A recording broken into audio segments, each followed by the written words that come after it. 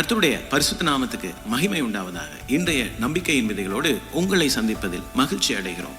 மத்தேயு 24 அதிகாரம் 31வது வசனம். வலுவாய் தொனிக்கும் எக்கால சத்தத்தோடே அவர் தமது தூதர்களை அனுப்புவார். அவர்கள் அவரால் தெரிந்து கொள்ளப்பட்டவர்களை வானத்தின் ஒரு முனை முதற்கொண்டு மறுமுனை மட்டும் 4 திசைகளிலும் இருந்து கூட்டி சேர்ப்பார்கள். Praise the Lord. நாங்கள் வாழும் இந்த காலம் கிருபையின் காலம் என்று சொல்லப்படுகிறது. அதாவது கடைசி காலம்.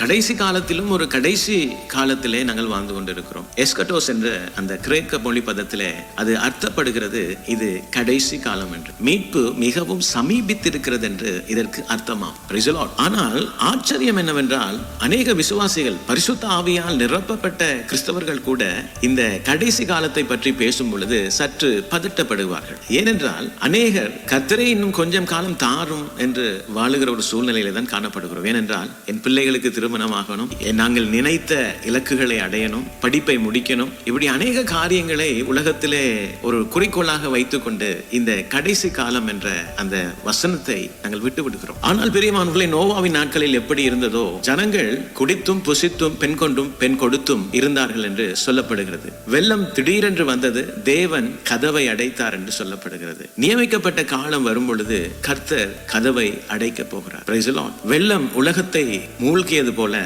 கர்த்தருடைய வருகையும் வானத்திலே மின்னல் தோன்றுகிறது போல தோன்றி மறைய போகிறது. Praise the Lord. திருடன் இரவிலே வருவது போல மனுஷகுமாரனுடைய வருகையும் இருக்கும் என்று வேதம் நமக்கு தெளிவாக சொல்லுகிறது. Praise the Lord. இன்றைய சத்தியம் என்னவென்றால் வரப்போகிற அந்த ராஜாவுக்காக நாங்கள் காத்திருப்போம், ஆயத்தமா இருப்போம்.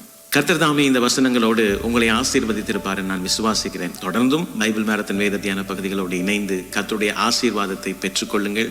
பிரியமானவர்களே, கடைசி காலங்களிலே வாழுகிறோம்.